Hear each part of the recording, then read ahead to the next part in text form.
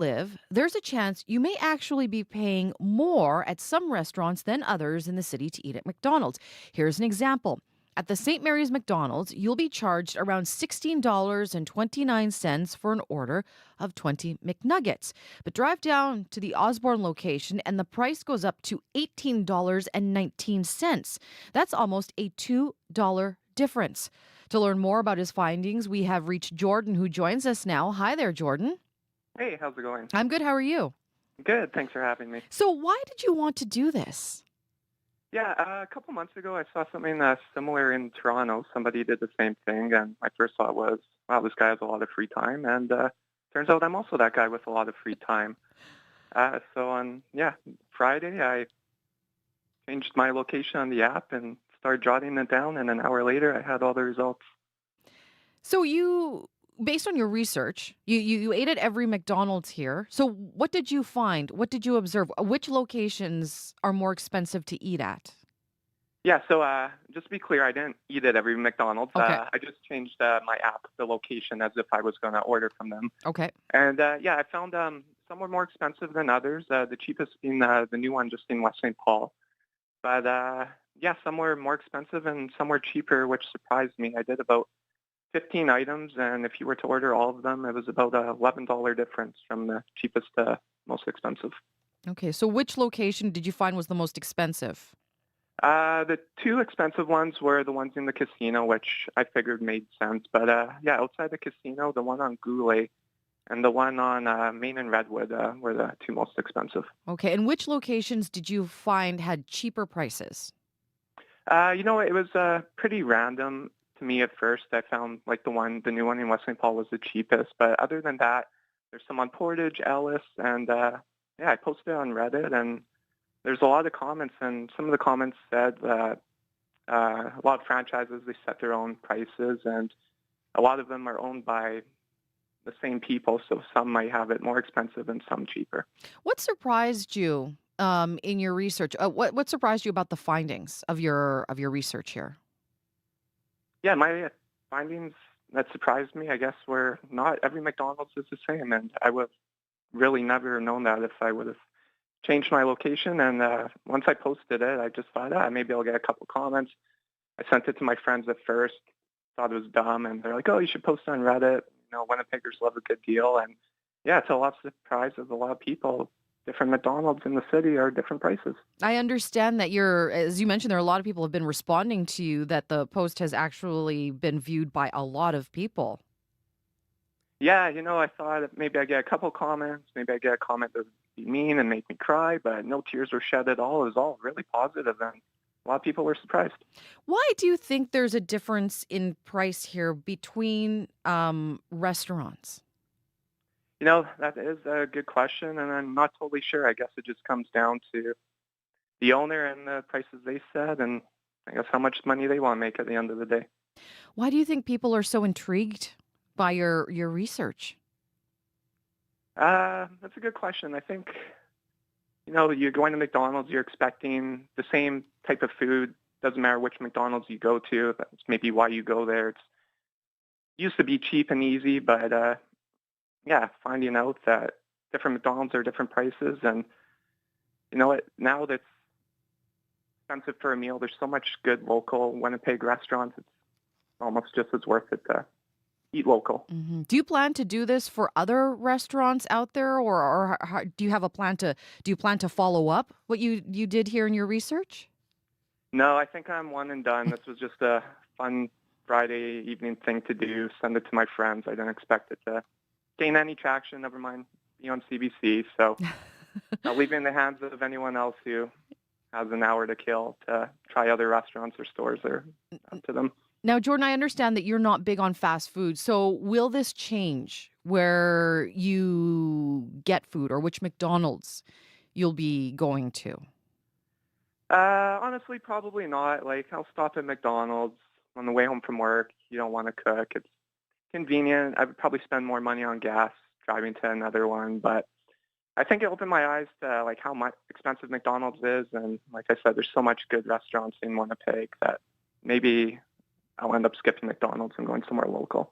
You touched on the price there, and coming up here after 12:30, we're actually talking about eating out and fast food.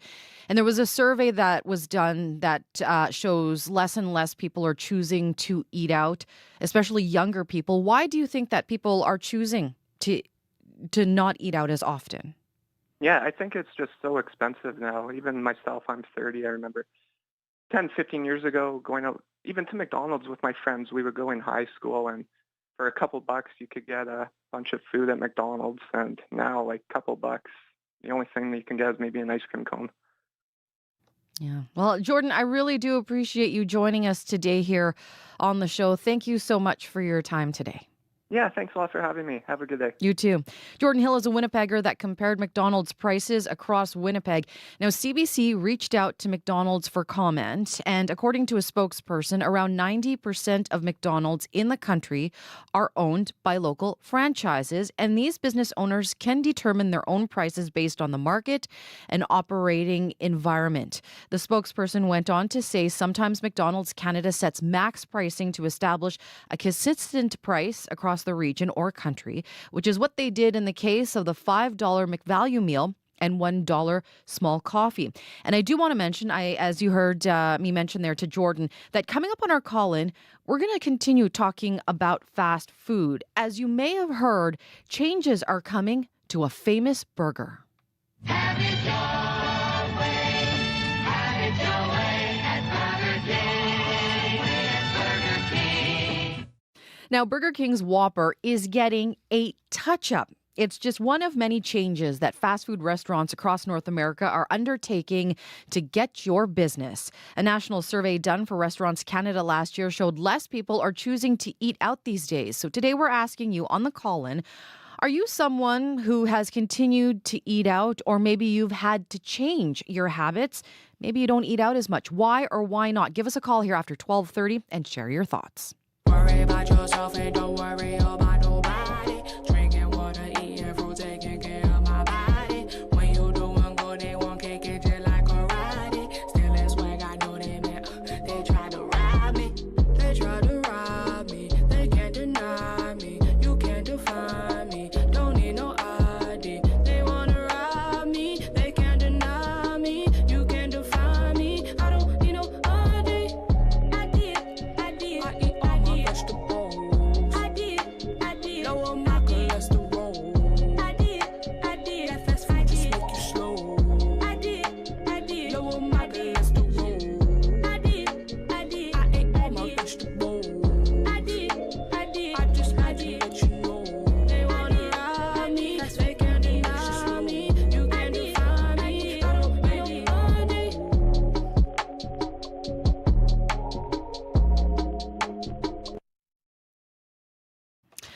That is Tara Rack with fruit salad.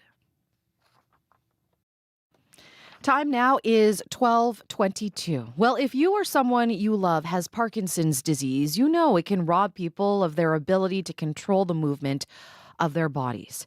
The symptoms can be managed with medication, but exercise programs are often helpful too.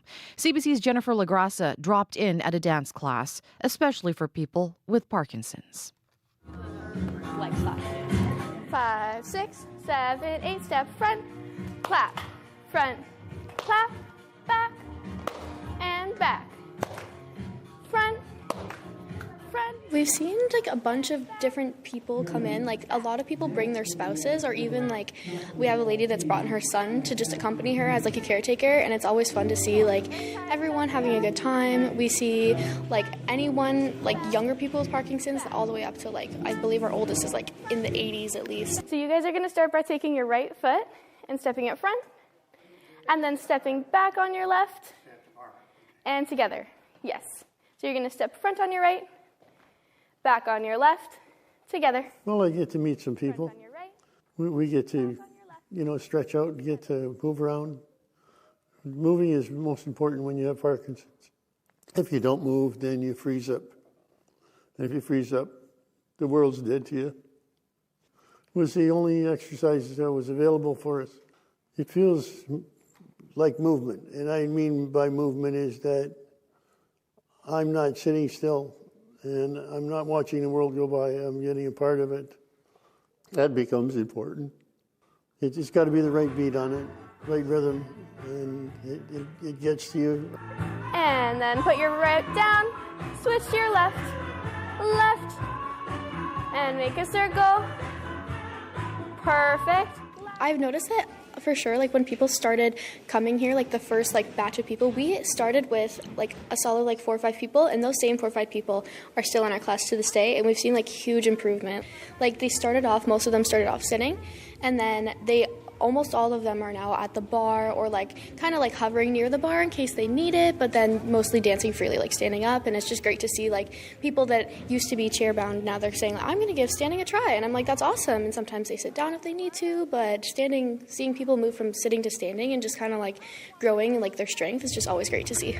5, 6, 7, 8, step out, step in. I'm Samantha Grant Chittle at Parkinson's Society, Southwestern Ontario. Just seeing the progression of someone who has been sitting in a chair, who's very immobile, especially with experiencing 30 symptoms of Parkinson's sometimes, all the way up to 6 only.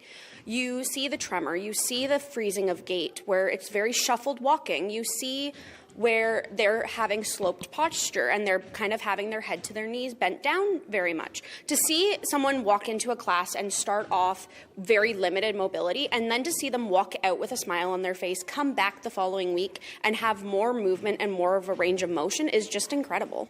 When we talk about the role that dance and movement plays in Parkinson's, like what do we know about that? What do you kind of tell people about the role it can play when they come here? Well, the main thing about Parkinson's disease that a lot of people don't understand, it's actually a loss of dopamine in the brain. And so anything that brings dopamine is happiness. So any type of happiness, anything that brings you joy or excitement helps boost that dopamine that medication sometimes can't. We're clapping. And circle, circle. Clap, clap. You know, we with Parkinson's end up having tremors, and we have tremors throughout our whole body, whether we know it or not. And if the beat of those tremors work out with the beat of the music, it's good. I got some images of going back in time and being able to dance again and get around.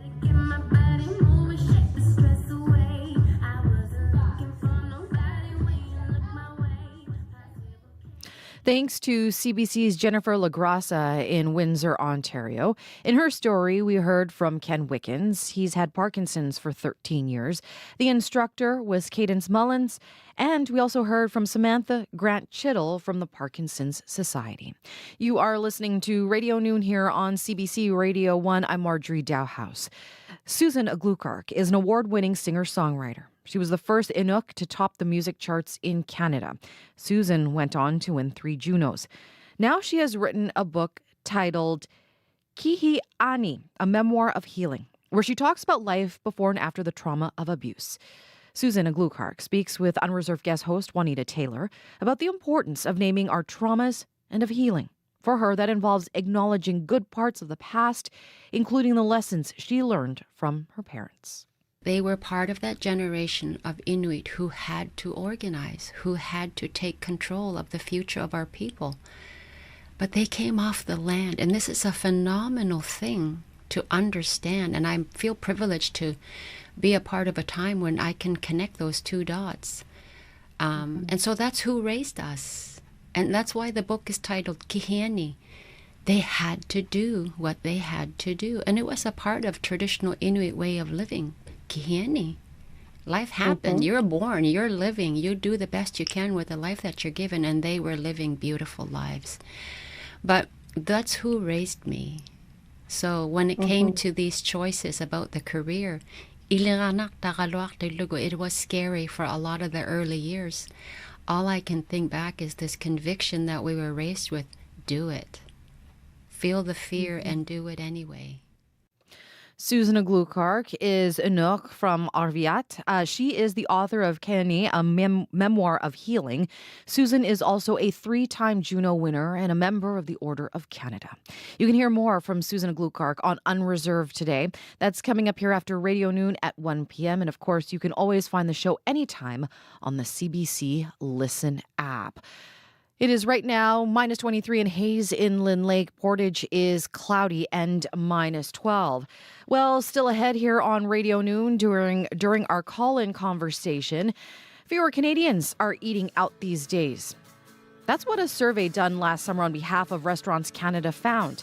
As a result, some fast food restaurants have made changes to their menu and pricing in order to win customers back. So today we're asking you to weigh in. Do you eat out? Why or why not? Give us a call after 12:30 and share your thoughts. You're listening to Radio Noon here on CBC Radio 1. Your CBC Local News is next. This is CBC News. Good afternoon, I'm Rosanna Hempel. At 12:30, it's minus 9 in downtown Winnipeg. Mostly cloudy today, a high of minus 8. City of Winnipeg crews have cleared out more encampments under the new enforcement rules, but work has slowed down during the winter months. The CBC's Cameron McLean has the latest. So far, city crews have moved people out of 17 encampments since new restrictions went into effect last November. That's 3 more since last month. In total, 51 sites have been cleaned up, and crews have inspected encampments 108 times. Those figures were part of an update to the Community Services Committee this morning. The city can't say how many people were moved from those encampments or whether they all received housing. It says the provincial government is responsible for its housing strategy. Community Services Chair Vivian Santos says work on clearing encampments slowed down over the winter, but staff are trying to find people space in shelters or housing before moving them. In November, the city brought in new rules prohibiting encampments within 50 meters of places like schools, daycares, and playgrounds. Cameron McLean, CBC News, Winnipeg. A 23-year-old security guard has been charged with assault with a weapon after a man was hit and punched at a downtown Dollarama. The incident happened Saturday afternoon when a 46-year-old man was being detained at the store on Portage Avenue.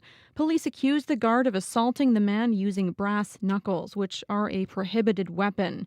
Investigators say he then tackled the victim and continued to assault him on the ground.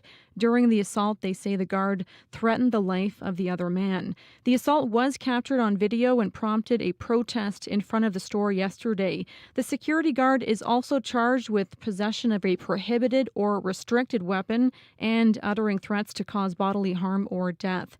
The 46-year-old victim has also been charged with robbery and uttering threats.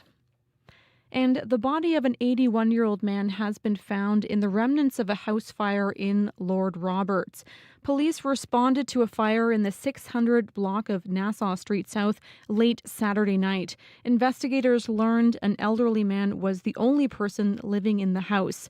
Because of the intensity of the fire, neither police nor fire crews were able to enter the home right away.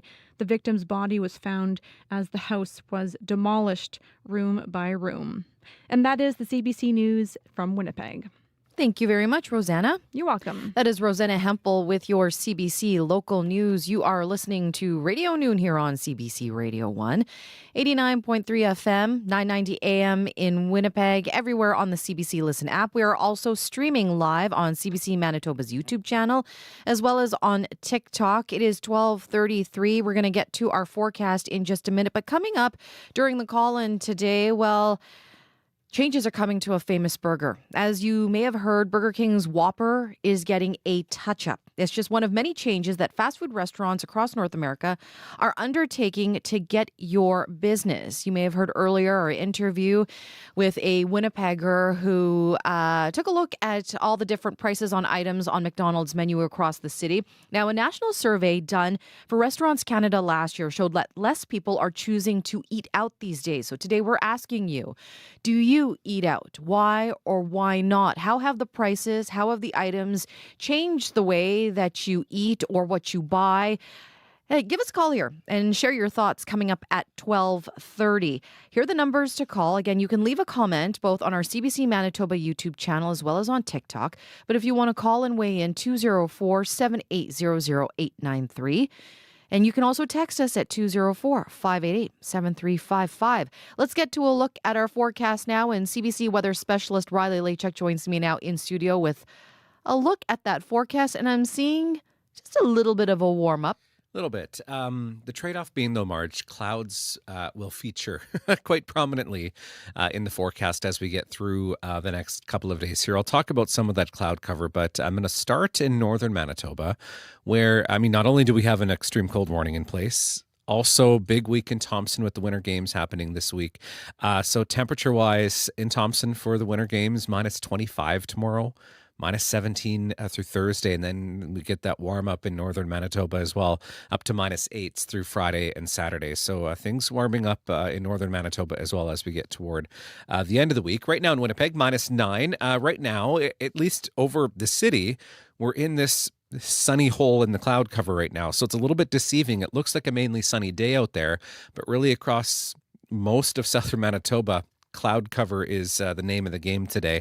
Minus 12s in Brandon, Portage La Prairie. Thompson's at minus 25. Churchill right now at minus 28, where we do have that extreme cold warning in place. The potential again overnight of frostbite on exposed skin in minutes as we see some of those very cold wind chill values taking hold once again. One more night of this, I think, then we're starting to get back into now we'll look at your weather forecast for more moderate temperatures as we get through the next couple of days here. So satellite and radar, like I said, mainly cloudy skies right now. There's some hole in that cloud, particularly over Winnipeg, over the Red River Valley. That will start to fill in again as we get through the night tonight. By the time we get into the morning tomorrow, back into a mainly cloudy sky, maybe a few flurries really through parts of the Interlake into the Parkland. Slight chance of maybe a couple of odd snowflakes in Winnipeg through the morning hours tomorrow. Then I'm watching another system that perhaps might have a bit more of a substantial impact on the province as we get later Thursday into Friday, with the potential for some light snow again through central and northern parts of the province through the later part of the week. So temperatures this afternoon, minus 8 in Winnipeg, minus 8 through Dauphin, Brandon, minus 19 in Thompson. And the long range, looking at minus 8 for Wednesday, minus 2 for Thursday, March, and all the way up to plus 3 by the time we get to Saturday. Look at that, plus 3. Yeah. Yeah. The kind of warm-up that we've been waiting for. It is March. I totally forgot it was March. Yeah, March. I don't know. Do we want to say it came in like a lion or a lamb? Probably a little more lambish. Can we pick a different animal? Aside from the temperatures. Is there a turtle? I don't know. Okay, thank you very much, Riley. You're welcome. CBC weather specialist Riley Lechuk. And Riley will have more on the forecast coming up this afternoon on Up to Speed starting at 3 o'clock. It is 12:37 now. Well, it's been the crown jewel of the Burger King menu since 1957, but now the Whopper is getting a bit of a makeover. Are you one of the people that's been asking me about why is your Whopper smushed? Soggy and mushy. It's that wrapper. The Whoppers are always smushed at the bottom of the bag. I think we have a solution for you. We decided to come up with this box. We started by picking different shapes to hold as the base because we want that Whopper to stay whole, but we don't want it to move around too much. Okay. They're not getting smushed burgers anymore. I think I'm going to have to put it to the test myself. Excuse me, let me just borrow your computer for a second. Is this thing going to hold up to your 4-pound laptop? Look at that. Not bad. It doesn't move. It's like a standing desk. I might actually use this at my desk. That's pretty good. That is the burger chain's president, Tom Curtis. The restaurant posted to Instagram last week that it is releasing a, quote, higher quality Whopper that includes adding a sturdier bun, better tasting mayo, and putting the burger in a cardboard box to ensure the sandwich isn't smushed when it arrives to the customer. Burger King Canada said those changes are on top of some, quote, exciting menu changes that will be announced soon. But is that enough to get you to try it and spend your dollars at a fast food restaurant? A poll done last year in June by Angus Reid, conducted on behalf of Restaurants Canada, found 3/4 of Canadians surveyed said that they were dining out less frequently thanks to the rising cost of living. And with that figure increasing to 81% of people aged 18 to 34. As a result, some restaurants are offering value menus to their customers with some items ranging in price from $2 to $5 an item. So today we're asking you, if you continue to eat out at fast food restaurants, how has the cost of items changed your eating habits? What do you want to see from these chains to get your business back?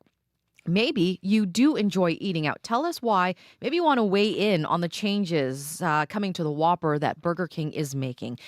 You can share your comments a few ways. You can give us a call at 204-780-0893, 204-780-0893. You can text us at 204-588-7355, 204-588-7355. Message us. We are streaming live on CBC Manitoba's YouTube channel, and you can also send us your question or your comments via TikTok. Our guest today is Divya Ramachandran, an assistant professor of marketing at the University of Manitoba. Good afternoon. Welcome to the show, Divya.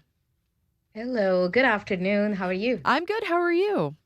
Doing well. Let's start off here with the changes that Burger King announced last week to its Whopper, which has been a big part of its menu since the 1950s. What do you think of the changes that the chain announced? I think they're definitely trying to achieve that balance between keeping what works and making the changes that customers are demanding. I think the whole smushed burger, receiving burgers that don't look appetizing at all, especially if you're doing takeaway or if you are ordering in. I think the packaging change is to protect that. And the fact that they've chosen to go with a more premium bun, it doesn't quite say what that premium necessarily means, but I'm guessing it's related to holding the integrity of the burger even during the delivery time, etc. So I think there's good potential for this to work as long as the flavors are still there, the ingredients are still good, and it still has what the Whopper promises. Mm-hmm. We spoke to a guest earlier in the show. He went and looked at the prices at McDonald's. Of course, a lot of people would associate, the big item at McDonald's, the most popular, maybe the Big Mac. Burger King has got the Whopper. What does it signal when a restaurant kind of changes or tinkers with something that they're known for, that has been a staple on their menu for decades? I think one major signal that is then sent out is the recognition that there could be a change in what consumers are preferring. I think that's a big driver, and preferences are going to change. Nothing's going to stay constant. So the trick then becomes, if this item, like the Whopper, for instance, is a signature item, something that is so readily associated with the Burger King brand, or the Big Mac for McDonald's for that matter, you don't want to change that signature item, that signature food, to a point where that association gets cut off, because then you're losing out on all of that positive, loyalty that consumers are going to have. At the same time, it's important to acknowledge that there are issues. The burgers, being smushed, the ingredients not being as fresh, the flavors not being as appetizing, all of those are issues that can and should be fixed by these brands. So I'm glad that they are taking this into cognizance and trying to retain the essence of what these signature items are while making those necessary changes. It is 12:46, and here on Radio Noon today, we're asking you, do you eat out? Are you someone who goes to a fast food restaurant and you like to order items on their menu, their value menus? If you don't eat out as much, maybe tell us why. Give us a call here and share your thoughts. 204-780-0893, 204-780-0893. You can also text us at 204-588-7355. You can also leave a message on CBC Manitoba's YouTube channel as well as on TikTok. So I want to talk about prices here because, Divya, a survey was done last year by Angus Reid on behalf of Restaurants Canada, and it showed that fewer people are eating out these days. Why do you think that is? Everything's more expensive. It boils down to that one simple fact. Inflation is up, we know that. Groceries cost more, we know that. But what might not, readily be evident is the fact that if we as consumers are paying more for items that we use to cook, ingredients, I'm not even talking like ready to eat items, just ingredients, those same prices, the same increase is being, felt by all of these fast food restaurants, any restaurant for that matter. So those restaurants are going to increase the prices on their menus, and that's not going to be much fun for us to be spending on in the economy we live in right now. Because they have to pass down the price increases to those ingredients, as you Yeah. mentioned, onto the consumer. Unfortunately, that tends to happen because to the extent possible, brands that really care about consumers do try to absorb the cost to the extent that they are able to. But at the end of the day, they also have a point beyond which they cannot do so. And at that point, those costs get passed down to the consumer. We do have a comment that we've received here on YouTube at R33F3. Our Madness 7 says McDonald's wants to seem you're getting a deal because it says a deal. Prices don't look any different. And we know, Davia, that a lot of restaurants have launched these kind of value menus where items are priced like $5 and lower, right? Yeah, yeah, and the listener or the viewer that typed that comment in has touched upon something that's often missed. We see these low prices and we think that yes, it's a deal because they say it's a deal, but that may not always be the case. It could be that you're getting lesser quantity of that item, which means that you're probably not really getting the full value of what you're paying for. So is that then really a deal? Maybe not. The survey also did point out something I found surprising. It found that younger people, so that Gen Z group there that's between 18 and 34, are choosing to not eat out as much these days. Why do you think that is? Uh, so when it comes to the younger generations, they're obviously at that stage where they're still building up their corpus of funds. They're still in early stages of their career, still becoming who they are going to be. And at that point, when they are hit with these high prices, it's not an easy choice to say, okay, I'm going to forget about everything else and I'm going to spend money on eating out. I'm sure they would want to eat out more frequently. They would want to have those experiences, share those experiences with their friends, family, loved ones more than they do so. But it's just not feasible. Financially, it is not feasible at this time. Perhaps once the economy seems better and inflation comes down a little bit, they would probably want to get back into that routine of eating out or experiencing new food, having a diversity in the kind of food items they consume. We have a caller who joins us now on the line. Hi there, Evan. Hello there. Hi, what's your comment? Well, recently I had taken my family. We were busy during the day. Let's quick stop for lunch. We were by a Wendy's. For 4 people, it was fairly close to $50 if you consider their standard, their combo number 1 is $12, $13 plus tax. It adds up a lot. The cost of fast food has gone up to the point where it is comparable in price to a lot of local businesses that have been around for a long time. And so the next time that came up, like, hey, we're close to Cindy's, which is on Portage right near Arlington. And for the 4 of us, it was relatively the same price. And we got food that was made for us by people who live near us with what I would consider and felt like better ingredients. Didn't have the same, sometimes if you eat too much of the ultra-processed foods, upset stomach or something like that. No, none of that. It was a better choice for a comparable cost. And I would probably say in my experience 10, 15 years ago, going to a place like Cindy's might have been a treat, whereas Wendy's, oh, it's cheap, let's go there fast.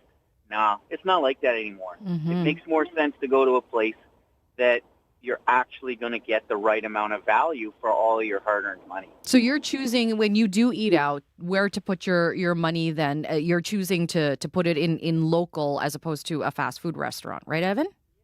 Absolutely, and that's the whole point of supply and demand, right? We have to show that we're going to move our money where where it needs to be. And a place like Cindy's, it was great. And the other thing I do with my family to kind of make it fun and interesting is if we do go out for dinners, which is rare because of the cost, part of the experience is like, hey, who really liked their dinner? Who liked it so much we should have this again? Let's remember what's in it, what it tasted like, what it looked like, and let's learn to make it at home. And we do that a lot. We looked at a lot of our old favorite restaurants, you know, that may have been a chain restaurant when the kids were small. Mm-hmm. We make that food at home now. Eat better quality when we want it, and it's fun for everybody. Thank you so much for your comment today, Evan. I want to turn now to Davia. So we heard Evan say, you know, where he's choosing to spend his money if he does decide to take the family out to eat. Who are the biggest competitors here when it comes to fast food? He talked about actually making some of these items, choosing to go to the grocery store instead. Yeah. Yeah. So I think honestly, what he said about just figuring out what is it that we like, what are the ingredients that go into that dish, and then recreating that at home, that's actually it's not only cost effective, but that's actually a memorable experience you're creating with your loved ones. And I don't think you can put a price on that. So it gives you the benefit of fresh ingredients. You know exactly what's going into it, especially if you have younger kids at home. You're a lot more careful about giving them the best of the best when it comes to nutrition. So making things at home fresh with high quality ingredients really kind of bridges that gap. I think when people first started getting into the habit of consuming fast food pretty much regularly, it had the huge benefit of convenience and low prices. Now the convenience may be there, but it's slightly tarnished with the fact that your burger doesn't look like a burger anymore. It looks like a, smashed down something. And the low prices that you used to be so happy about earlier don't really exist anymore. So if you're not really getting the benefits that fast food used to give you, why would you want to continue with that? Wouldn't you rather choose a more cheaper, better alternative? I think that makes complete sense. It is 12:51 here, and we're speaking with Davia Ramachandran, who is an associate professor of marketing at the University of Manitoba. We have a few more minutes here to take your comments and questions. We're asking you, if you eat out, are you someone who likes to go to a fast food restaurant? If you've decided to cut back, why or why not? What would it take to win your business back? Give us a call here, 204-780-0893, 204-780-0893. You can also text us at 204-588-7355. Leave a message as well. We're streaming live on CBC Manitoba's YouTube channel. You can also leave us a question or a comment on TikTok. And that's where I want to go now, Davia. We have a couple of comments here. First, I'll read a message that someone left for us on TikTok. Bailey91 says, nothing is affordable these days, and they have stopped eating out at fast food restaurants because they can't even afford groceries. Another comment from someone on YouTube says, everywhere in Vancouver and all the McDonald's restaurants are full and other restaurants are full too. We did have a comment earlier, I think a text message, but I don't see it anymore. It was from Anne. Something about prices. Hopefully we can bring up that text message again. So a lot of people here are kind of talking about the price, obviously. And Divya, we talked about these value menus. Do you think that could make a difference in trying to attract and retain customers to fast food restaurants? If they are truly offering value, perhaps. But if they're not, if you're going to get like a teeny tiny portion and not really feel like you're getting your money's worth, as a consumer, you're not going to want to go back there. So they might get you the first time, but if you're not satisfied, there's no reason for you to be going back. I think what could, however, help retain these customers, maybe even bring in new customers, would be truly telling consumers, these customers, what are you getting? If you're spending $5.99, I'm telling you that there's a value, but can I show you what the value is? If I can, maybe I can convince you better. So I think talking about ingredients or talking about why this much is going to be a value for you, that's what these brands need to focus on. I want to get to some comments that we've been receiving here. Anne messaged us, between higher prices and not wanting to support American fast food chains, I definitely have not been visiting those fast food restaurants. If I want a burger and fries, I will visit our local burger chain like George's or Junior's. We have a message here from Stephanie, and Stephanie says, if I go to McDonald's or A&W, the cheaper deal is ordering from the kids menu. We also have this comment from Brian. Fast food and restaurant dining is great for convenience, especially when traveling and special occasions, but should not be used often. Not only is it generally much more expensive, it is likely unhealthy. Even fine dining prices use way more fat, sugar, and salt than you'd likely use at home. Grocery prices are up, but still cheaper than fast food. Cooking for one person is tougher, but still worth the effort if you plan for leftovers. When eating out, choose local when possible. And like at the grocery store, where many of us are choosing Canadian products and boycotting USA products, do the same for your restaurant choices. How much money of your budget do you want to go to big American corporate pockets? A lot of comments there to unpack. Divya, we have about 2 minutes left in the show, so I want to kind of get a final word from you. What you've been hearing from the discussion here. A lot of people talking about, if you do choose to spend your dollars, choose local and also choose fresher, healthier ingredients. But I mean, what you've heard today here on the show, what's your takeaway from the discussion here? I think that the consumers expect more, and they're going to continue to expect more from all of these brands, whether it's local brands, whether it's US-based brands, whatever the case might be. It's not enough to just slap a bun, a patty, and lettuce and a tomato and just, shove it into a paper bag and hand it over to a customer. That's not going to cut it anymore. Brands are going to have to be very, very careful about what ingredients they're using, what flavor they're offering, how are they packaging it, and making sure that it is ready to be delivered or ready to be handed out, at a drive-through counter. Is it going to hold its integrity for a bit? These are some of the things that really communicate value to customers. If you are saying that you're offering value, that needs to be supported in every other aspect of the service of the product that you are delivering to the customers. Divya, thank you so much for joining us on the show today. My pleasure. Thank you so much. That is Divya Ramachandran, an assistant professor of marketing at the University of Manitoba. And I just want to quickly read 2 more messages that just came in. Sarah says, the King and the Arches, fast, junk food, unreal. Their names and food substitute don't need airtime.